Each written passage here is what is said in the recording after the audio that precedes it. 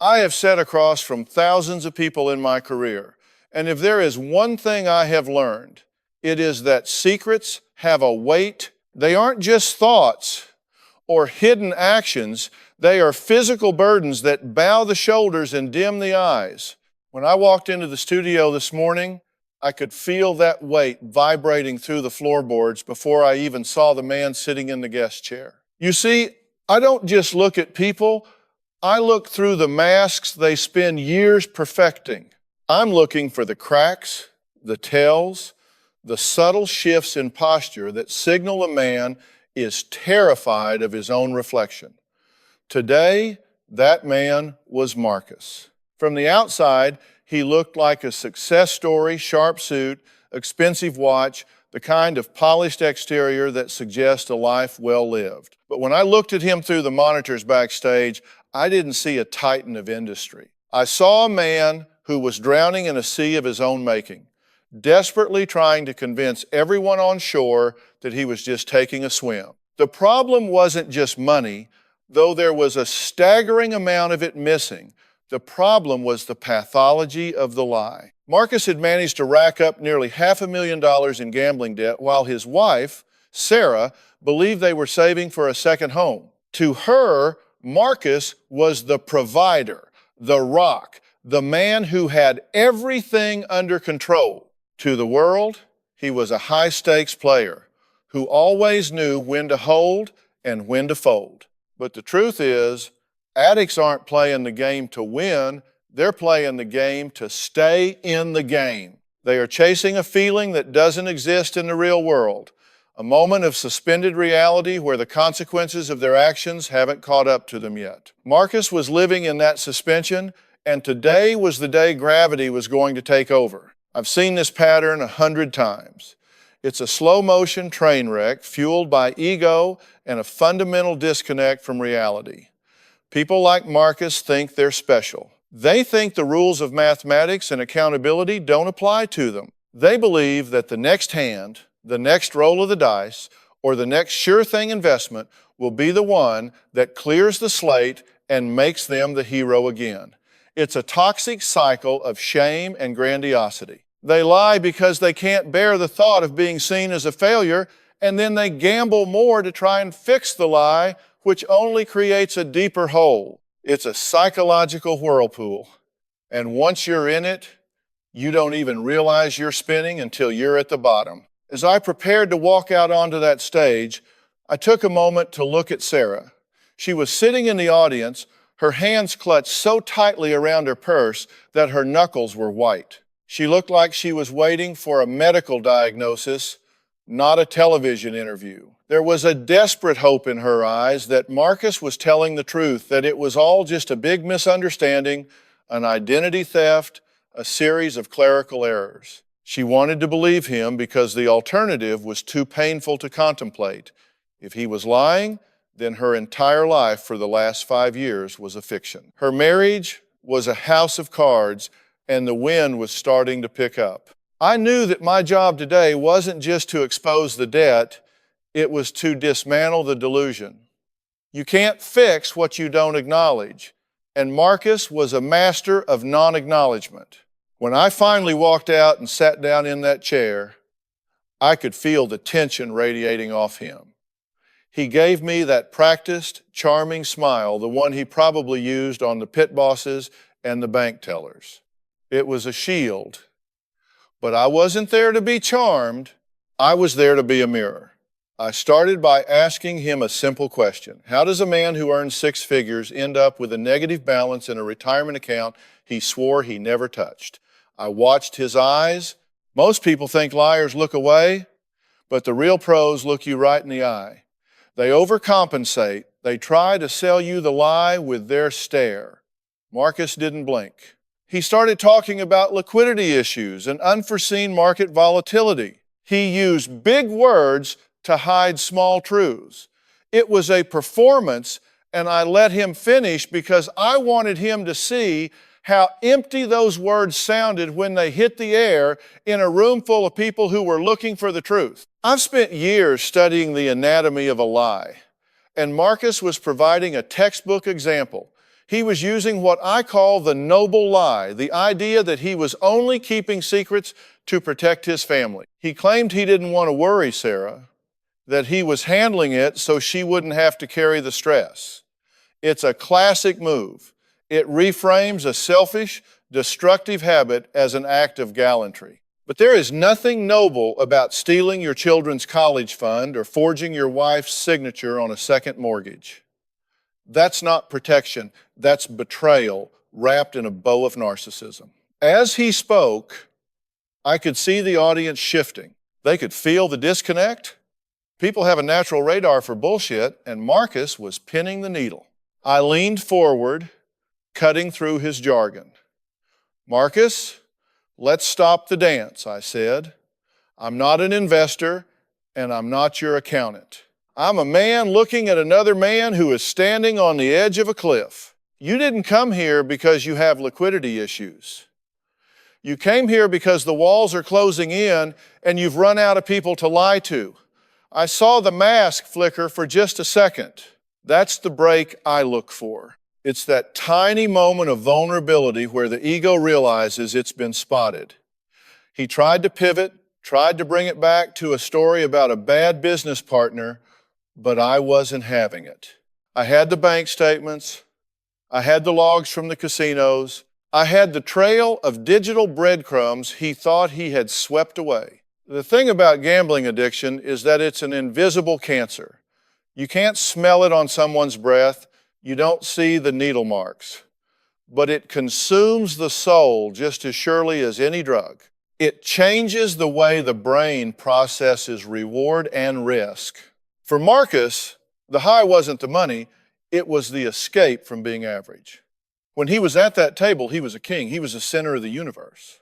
The reality of his mounting debt was just a bothersome detail that he could deal with tomorrow. But tomorrow had arrived, and it was sitting in the chair across from him, wearing a suit and asking him to account for his life. I looked over at Sarah, and I could see the realization starting to dawn on her. The misunderstanding story was falling apart, and the vacuum it left was being filled with a cold, hard dread. I told Marcus, you are a man who has traded his integrity for a seat at a table that was designed to make you lose. He tried to interrupt to defend his strategy, but I held up a hand. There is no strategy for self-destruction, Marcus. You aren't playing a game. You are burning your house down while your family is sleeping inside and you're complaining about the smoke. I needed him to feel the gravity of it. I needed him to stop seeing the debt as numbers on a screen and start seeing it as the years of labor Sarah had put into their life, the security of their children, and the very foundation of his marriage. He had gambled away things that didn't belong to him. He had spent currency that wasn't his to spend the currency of trust. And once that's gone, you can't win it back with a lucky hand. To understand how a man gets to this point, you have to go back way before the first trip to the high limit room or the first forged signature. You have to look at the wiring. I asked Marcus about his father, and for the first time, his posture changed. He didn't lean back with that manufactured confidence. He hunched forward just a fraction of an inch. His father was a man who lived by a very strict, very unforgiving code of results over everything. In Marcus's house growing up, there was no room for second place, and there certainly wasn't any room for struggle. You were either a winner or you were invisible. That is a dangerous way to raise a child because it teaches them that their value is conditional. It teaches them that they are only as good as their last achievement. If you aren't winning, you aren't just failing at a task, you are failing as a human being. Marcus started performing early. He was the star athlete, the straight A student, the kid who always had it together.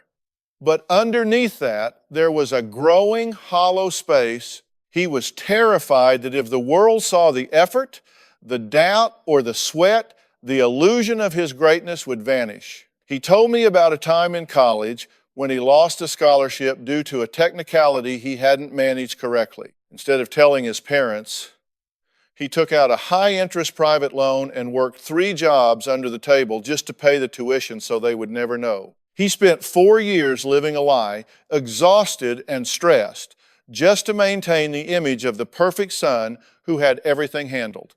That was his first real hit of the drug. The drug wasn't the money, it was the secret. It was the thrill of being the only person who knew the truth and still pulling off the performance. By the time he met Sarah, that pattern was baked into his DNA. He didn't just want to love her, he wanted to be her hero. He wanted to provide a life that was beyond reproach. He told her he was a natural at investing, a visionary who saw opportunities others missed, and for a while, he was. He had some early successes that reinforced his belief that he was special, that the house didn't apply to him. But then the market shifted, or a deal fell through, and for the first time in his adult life, Marcus faced a choice. He could be honest with his wife and be human, or he could double down on the hero. He chose the hero. He took a small loss, and instead of absorbing it, he tried to win it back through a risky move he didn't tell her about. When that failed, he needed a bigger win to cover the bigger loss. This is where the pathology of gambling takes a hard turn into the darkness. Most people think gambling is about greed. It's not. It's about the avoidance of pain. For Marcus, the pain was the thought of Sarah looking at him and seeing a man who had made a mistake. He couldn't stomach the idea of being ordinary. He would rather be a spectacular disaster in private than a mediocre success in public. So he started visiting the casinos, not for the fun of it, but as a business strategy. He convinced himself that he was just using a different tool to get the same result. He'd spend 8 hours at a blackjack table, staring at the cards until his eyes burned, convinced that he could outthink the math. He told himself he was working. He'd come home to Sarah, kiss her on the cheek, and tell her about a long day at the office, while his heart was actually pounding against his ribs because he'd just lost $10,000 of their mortgage money. I've seen this hero complex destroy more families than I can count. It creates a dynamic where the spouse is being gaslit every single day. Sarah told me that she had felt something was wrong for years. She'd notice a strange charge on a statement, or Marcus would seem unusually agitated when the mail arrived. But every time she asked, he had an answer. He was so calm, so certain, and so successful in his demeanor that she eventually started to doubt her own intuition. She thought, he's the smart one with the money. I must be overreacting. That is a form of psychological cruelty. He wasn't just stealing her money, he was stealing her sense of reality. He was making her feel crazy so that he could keep his secret safe. When I pushed Marcus on this, he tried to tell me that he always intended to pay it back. I had a plan, Dr. Phil. I was one good weekend away from fixing everything. If I could have just hit that one parlay, Sarah would never have had to know a thing. I was doing it for her. I looked at him and didn't pull any punches. I told him, you weren't doing it for her, you were doing it to protect your own ego. You were using her life as collateral for your vanity. If you were doing it for her, you would have respected her enough to give her the truth so she could decide her own future. Instead, you kept her in the dark so you could keep playing your game. We spent a long time dissecting the logic of his escalation. He described the first time he forged her name on a document. He said his hands were shaking and he felt sick to his stomach. But when the money hit the account and he was able to fix a pressing bill, that sickness turned into a sense of power. He felt like he had cheated death. The next time he did it, it was easier. The time after that, it was just a chore. He had successfully cauterized his conscience. He began to view the money in their joint accounts not as their security, but as fuel for his next attempt to save the day. He was living in a fantasy world where he was a high-stakes protagonist in a movie, and Sarah was just a supporting character who didn't need to know the plot. I asked him about the moments where he almost got caught. He laughed, a short, bitter sound, and recounted a time he had to intercept a process server at the front door while Sarah was in the kitchen making dinner. He made a joke, sent the man away, and then went back inside and ate a normal meal like nothing had happened. The level of compartmentalization required to do that is staggering. It requires a complete split in the personality. You have the public Marcus, who is the loving father and husband, and the secret Marcus, who is a desperate, frantic shadow. The problem is that the shadow eventually grows so large that there's no room left for the man. By the time he sat on my stage, the shadow was all that was left. He was a shell of a human being, held together by expensive fabric and the sheer terror of being found out. But as we dug deeper into the backstory, I started to see the cracks in his own narrative. He wasn't as cool as he pretended to be. He was exhausted. You could see it in the dark circles under his eyes that no amount of studio makeup could fully hide. He was tired of the lies. He was tired of the math. He was tired of the strategy. He was like a marathon runner who had been sprinting for 10 miles and was finally seeing the finish line, except the finish line was a brick wall. He knew that coming on the show was the end of the road. He didn't come here to get help. He came here because he had run out of places to hide. He was hoping I would be the one to tell Sarah, so he didn't have to look her in the eye and say the words himself. He wanted one last hero move to have someone else carry the burden of his truth. The escalation of a secret is rarely a sudden explosion. It's a slow, agonizing rise in temperature until the pot finally boils over. For Marcus and Sarah, that boiling point arrived on a Tuesday afternoon, a day that started like any other but ended with their entire world in flames. Sarah had gone to the bank to withdraw a few $100s for a weekend trip. They had planned a celebration Marcus had insisted on to mark a supposed promotion at work. When the ATM screen flashed insufficient funds, she thought it was a technical glitch.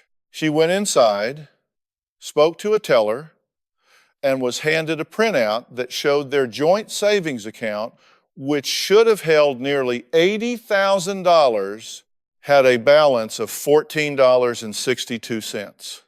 That wasn't a glitch. That was a crime scene. When she confronted him that evening, Marcus didn't collapse or confess. He did something far more damaging. He went on the offensive. This is a common tactic for someone whose back is against the wall. They use anger as a smokescreen. He shouted about clerical errors at the bank. He accused her of not trusting his business acumen, and he even had the audacity to suggest that she must have been the one who mismanaged the money. He turned the table so violently that for a few hours, Sarah actually found herself apologizing for questioning him. That is the hallmark of a master manipulator. They make the victim feel like the aggressor, but the truth has a way of leaking out, no matter how much you try to plug the holes. The next few months were a descent into a special kind of hell. The phone calls from debt collectors started coming at all hours. Marcus would sprint to the phone to intercept them, his face pale and sweating. He started working later and later, but there was no extra money coming in. In reality, he was sitting in his car in a parking lot, scrolling through betting apps on his phone, trying to turn his last $50 into $5,000. He was chasing the big score that would allow him to walk back into the house, drop a bag of cash on the table, and say, "See, I told you I had it under control." But the big score never comes for a man who is playing with scared money. In gambling, scared money is money you can't afford to lose, and it carries a scent that the house picks up on instantly. It makes you reckless. It makes you stay when you should go and go when you should stay. As I sat there on the stage, I watched Marcus as Sarah recounted these moments.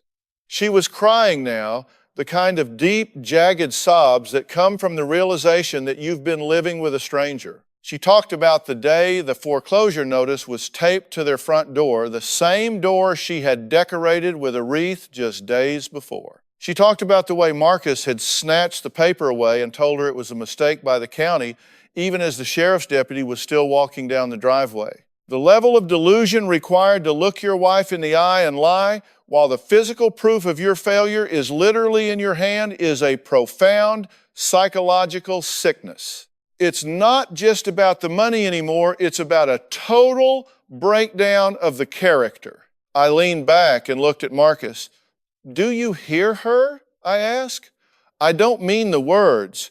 Do you hear the sound of a woman whose heart you have put through a meat grinder? He looked down at his shoes, his jaw tight. He tried to offer a but, and I stopped him right there. There are no buts here, Marcus. There is only what. What you did, what you took, and what you destroyed. You've been playing a game of chicken with your family's lives, and you're the only one who knew the car was heading for a cliff. I wanted to peel back the layer of business he kept trying to wrap around his actions. He wanted to call it investment risk. I called it reckless abandonment of his primary duty. The escalation didn't stop at the house. He had gone to his own parents, elderly people living on a fixed income, and convinced them to invest $30,000 in a can't-miss opportunity. He took his parents' retirement money and put it on a 3-team parlay in a weekend of college football. He lost it all in 4 hours. When he told me this, his voice finally cracked. That was the moment the hero mask shattered. He wasn't just a husband who failed, he was a son who had robbed the people who gave him life. He had become a predator within his own pack. He described the shame of having to avoid his father's phone calls, the way he would feel a physical jolt of panic every time his mother sent him a text asking how the investment was doing. He was a fugitive in his own life. I've seen how this pressure builds. It's like a pressure cooker with a clogged valve. The only way to release it is through total, unvarnished honesty, but that's the one thing the addict is terrified of. They think the truth will kill them. In reality, it's the lie that's killing them. The truth is the only thing that can save them. Marcus had reached a point where he couldn't even look at himself in the mirror while he shaved. He told me he had started drinking just to numb the noise in his head, the constant math of who he owed, what was due, and how many days he had left before the next explosion. His life had become a series of buy-offs, giving Sarah just enough of a story to keep her quiet for another 48 hours. The confrontation on the stage was reaching a crescendo. I could see the audience was gripped, but not in a spectator way. They were gripped by the sheer tragedy of it. Everyone in that room knew someone like Marcus, or they had been Sarah. We were looking at the anatomy of a betrayal that was so complete, it left nothing standing. I asked him, what was the plan for tomorrow, Marcus? If you hadn't come here, if you hadn't been forced to sit in that chair, what was the move? He was silent for a long time. Then he whispered, I didn't have one. I think I was just waiting for the lights to go out. That is the bottom. It's not when you lose the money, it's when you lose the hope of the next lie. When you realize that you've run out of road and there's nowhere left to turn. Marcus was at the end of his road, and it was a cold, lonely place. I needed to move him from that place of self-pity into a place of accountability. Self-pity is just another way of being self-centered. It's still all about him and his pain. I needed him to turn his focus outward toward the woman sitting 10 feet away from him whose life he had systematically dismantled.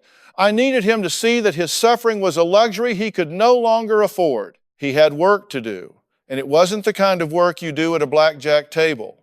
It was the hard, grinding work of rebuilding a soul from the ground up. I told him, you've spent years trying to be the man you thought everyone wanted you to be.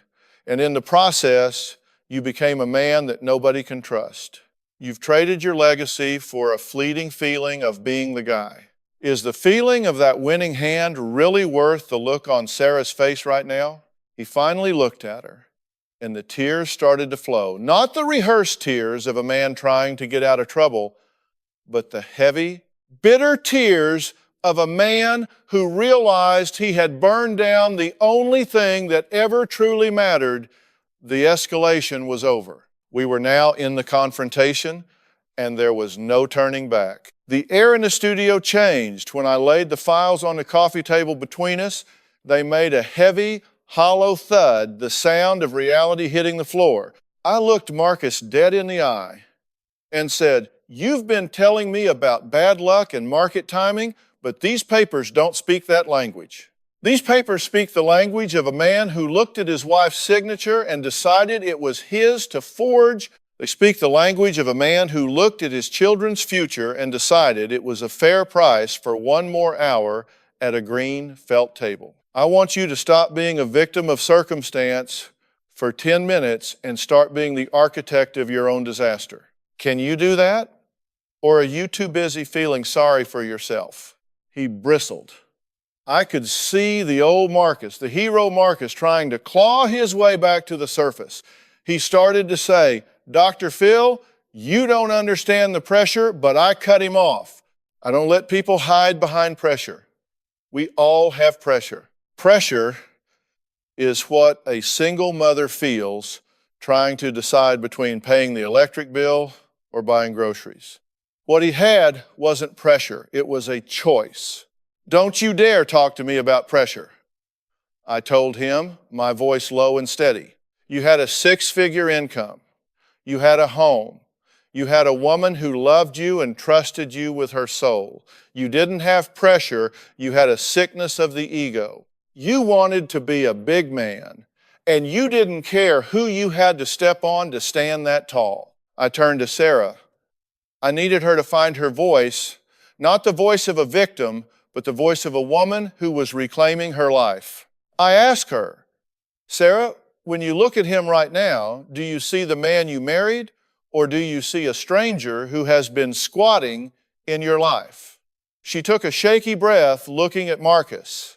For the first time, she didn't look for his approval before she spoke. She said, "I see a man I don't know. I see a man who watched me cry about our daughter's tuition and told me everything was fine, knowing he had already spent that money on a football game. I feel like I've been living in a movie and I'm the only one who didn't know it was a horror film." That hit him. You could see the physical flinch, but I wasn't done. Confrontation isn't just about making someone feel bad. It's about making them see the truth so clearly that they can no longer live with the lie. I told Marcus, "You've got a payoff for this behavior. Every time you gambled, you got a hit of dopamine that made you feel like a god. And every time you lied and got away with it, you felt smarter than everyone else in the room. You've been high on your own deception for years." But the problem with getting high is the come down, and Marcus, you are hitting the ground at terminal velocity. I challenged him to look at the secondary gain.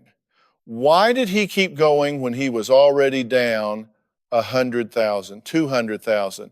It wasn't about winning the money back.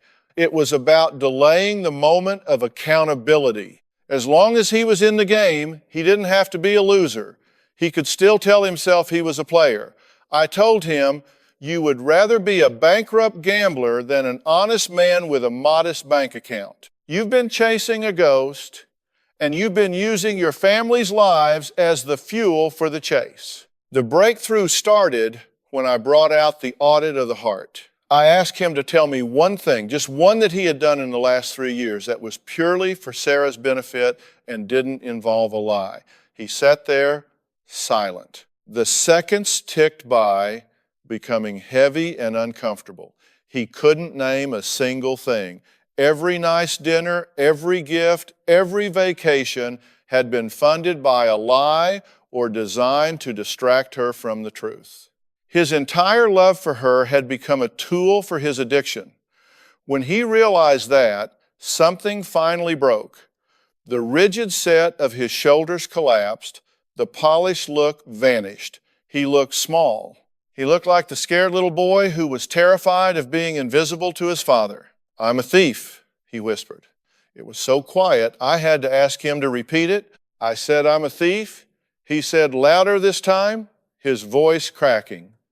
"I stole from my wife. I stole from my kids. I stole from my parents. I'm not a businessman. I'm a common thief." "No," I corrected him, "you're an uncommon thief. A common thief steals from a stranger. An uncommon thief steals the peace of mind from the people who sleep in the next room. You stole Sarah's ability to trust her own eyes. You stole her sense of safety in her own home. That is a theft you can't just write a check to fix." I watched the two of them. Sarah was crying, but it was a different kind of cry now. It wasn't the cry of someone who was being gaslit. It was the cry of someone who was finally seeing the monster in the room and realizing it couldn't hurt her with secrets anymore. The power of the secret is the hold it has over you. Once the secret is out in the light, it loses its teeth. It's still ugly, it's still painful, but it's no longer a ghost, it's a problem. And problems have solutions. I told Marcus, today is the first day in a long time that you aren't a liar. You're a man who has lost everything, but for the first time in years, you're standing on solid ground. It's a barren, scorched piece of ground, but it's real. Now the question is, what are you going to build on it? Or are you going to wait for us to go to a commercial break and then start figuring out how to spin this into a new beginning story that's just another lie? I was being hard on him because he needed to feel the weight of the moment. I've seen people confess on my stage and then go right back to their old patterns because they treated the confession as the end of the process. I needed him to understand that the confession was just the admissions office. He hadn't even started the classes yet. He had a mountain of restitution to make financial, emotional, and spiritual. I told him, "You've spent 5 years digging this hole. You aren't going to climb out of it in 5 minutes. You're going to have to get comfortable with being the man who failed for a long time before you ever get to be the hero again. Can you handle being a regular, struggling, honest man?" He looked at Sarah, then back at me. There was a look in his eyes I hadn't seen before, a flicker of genuine, unadorned shame. Not the look at me, "I'm so sorry," shame, but the quiet, devastating realization of the true cost of his choices. He didn't have an answer. And for once, "I don't know," was the most honest thing he had said all day. I told him that was a good start, because "I don't know" is the place where real change begins. It's the place where the ego finally gives up and the soul starts to listen. The lights in a television studio have a way of making everything feel more intense, but the real work always happens when those lights go down and the hum of the cameras fades into silence. After Marcus and Sarah walked off that stage, there were no cameras following them into the green room. There was no audience to applaud their breakthrough. There was just a man, a woman, and the wreckage of a life that had been systematically dismantled by 1,000 small choices. I stood in the hallway for a moment, watching them through the cracked door. Marcus was sitting on the edge of a velvet sofa, his head in his hands, looking every bit the broken man he had spent 5 years trying to hide. Sarah was standing by the window, looking out at the parking lot, her arms wrapped around herself as if she were trying to hold her own soul together. I walked in and sat down, not as a talk show host, but as a man who has seen the long, hard road of recovery more times than I care to count. I told them both that what happened on that stage was just the day of discovery. It wasn't the day of healing. Healing is a gritty, unglamorous process that happens in the middle of the night when the bills are due and the urge to gamble starts clawing at the back of your brain. For Marcus, the path forward was clear, but it was incredibly narrow. He had to surrender every bit of his autonomy. I told him that from this moment on, he was to have no private bank accounts, no secret apps, and no unsupervised access to the family's remaining finances. He had to become a glass man, completely transparent, with nowhere for a secret to hide. For a man whose entire identity was built on being the mastermind of his own life, this was a form of ego death. But it was the only way he would ever breathe clean air again. Sarah had an even harder road. I looked at her and said, "You don't owe him your future just because you gave him your past?" She had to decide if she could ever look at Marcus and see anything other than the man who lied to her while she slept. I've found that trust is like a piece of fine crystal.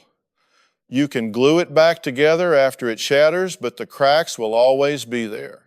They are a part of the history now. She chose to stay, but not for better or worse in the traditional sense. She stayed on a trial basis with a set of non-negotiables that would make most people flinch. She had to learn to trust her own instincts again, to stop questioning her own sanity, and to realize that his addiction was never about her. It wasn't because she wasn't enough, it was because he wasn't enough for himself.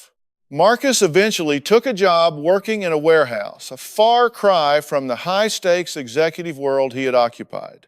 It was a humbling, physically demanding job that paid a fraction of what he used to earn. But I told him that every dollar he earned with the sweat of his brow was worth $10,000 he won at a table. Those warehouse checks were honest, they were real, they were the first bricks in a new foundation. He started attending Gamblers Anonymous 3 nights a week, sitting in circles with other men who had lost their homes, their families, and their dignity. He had to learn to speak the language of powerlessness, which is the hardest language for a narcissist to master. The debt is still there.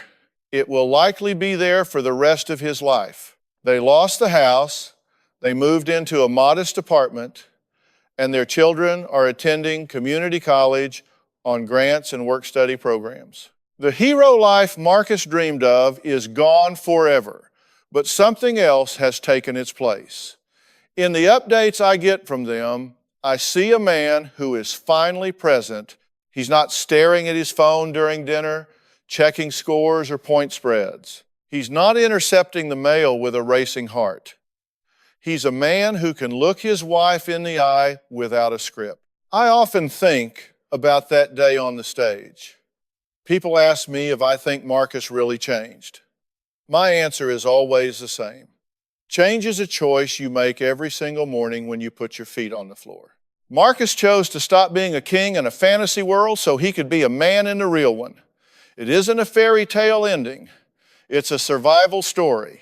And in this life, sometimes surviving with your integrity intact is the biggest win you can ever hope to achieve. You don't get to choose how you start this life, and you don't always get to choose the challenges that come your way, but you absolutely choose how you handle the truth when it finally catches up to you. Marcus finally stopped running, and in doing so, he finally found a way to stand still.